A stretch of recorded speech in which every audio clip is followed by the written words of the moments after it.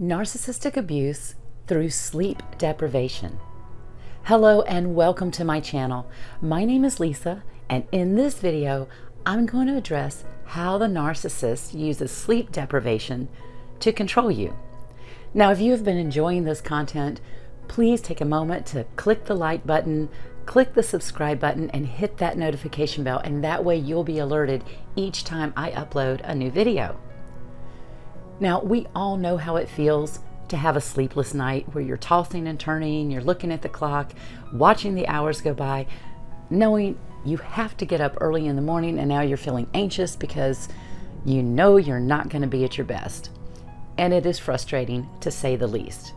So while it is common to have a hard time falling asleep on occasion, because perhaps you have a really fun event taking place the next day and you've been looking forward to it, you're really excited, and you find it hard to fall asleep. Or perhaps there's something that you're dreading that you're having to deal with the next day, and this can make it difficult to fall asleep. But what I'm talking about here is sleep deprivation that goes on for days, weeks, months, and sometimes years. This is the kind of sleep deprivation that really takes a toll on your health, physically, mentally, emotionally, and psychologically, because it affects your memory, your decision making, your ability to see things clearly, and your job performance, because you're walking around in a brain fog that makes reality seem surreal. The narcissist uses sleep deprivation intentionally in order to make you easier for them to control, because when you're sleep deprived, you are much more susceptible to the narcissist's gaslighting and other manipulation tactics. So intentionally depriving you of a good night's sleep is a form of abuse. It's part of the cycle of abuse, and it actually starts in the love bombing stage. When you first become involved with the narcissist, they're in contact with you all the time, as much as possible. And this is when you receive phone calls and text messages very early in the morning and very late at night. Of course, this is exciting at first because it seems that the narcissist is so in love with you, they have to hear your voice first thing in the morning and the last thing at night, as well as several times throughout the day. Now, once you are living with them or you are married to them, they're going to wake you up early and they're going to keep you up late. And if you're still in the love bombing phase, this is going to be maybe fun for you because it's maybe, for sex, or just to share a dream that they just had, or just to talk to you about something. Now, once that devaluation stage kicks in, the narcissist will still continue to do this, but now it is about waking you up early about some crisis that they're having or something else to make sure that your day starts off with worry and anxiety. They may want to have a deep discussion late at night, right before bed, or even worse, start an argument right before bedtime so that they upset you, and this makes it difficult for you to fall asleep. You may even notice that as soon as they have sufficiently riled you up, they're suddenly tired and they roll over and go to sleep, while you're left with your mind racing because, of course, the argument is not resolved.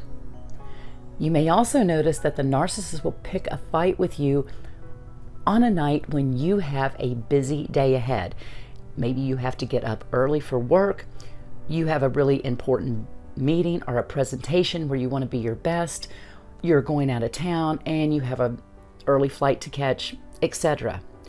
Or they pick an argument or drop some really heavy news on you first thing in the morning, right before you're leaving to go out the door for work or whatever you're doing, and there's really no time for you to get into the argument or the discussion with them. And this is done to cause you to start your day in a negative way and to feel exhausted before your day has even begun. Now you're trying to handle the business of your day, and all you can think about is the unresolved issue you have with the narcissist. And this is done on purpose.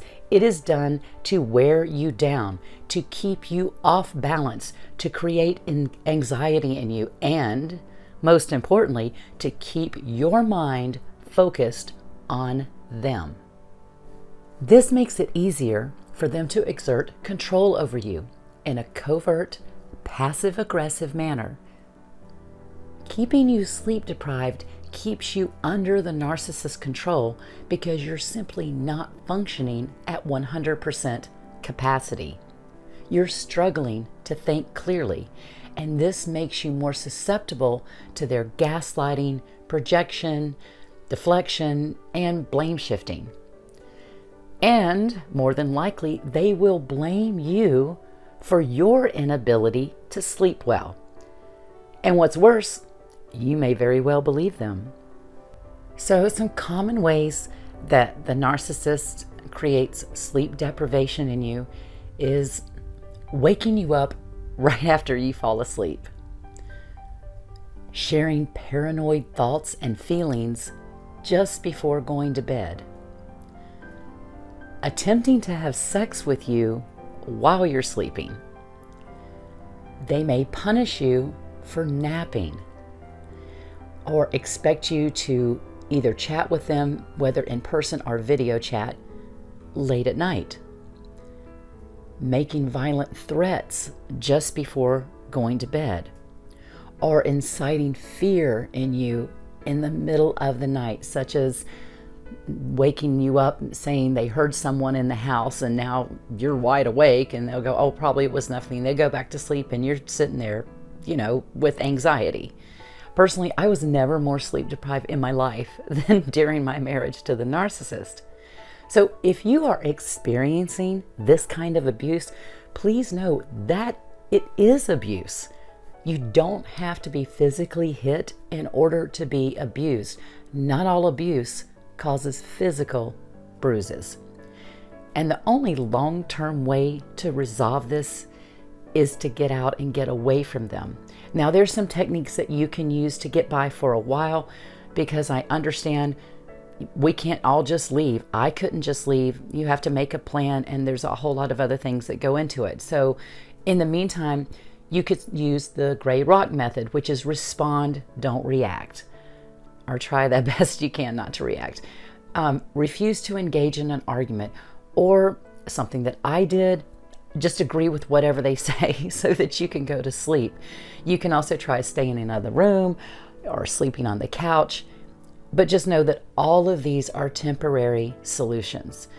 The best thing to do is get out, stay out, and sleep peacefully once again. Because believe it or not, you will soon feel lighter, brighter, happier, more energetic, more yourself, and you may even feel younger. Thank you all so much for taking the time to listen. May your day be blessed and sweet dreams.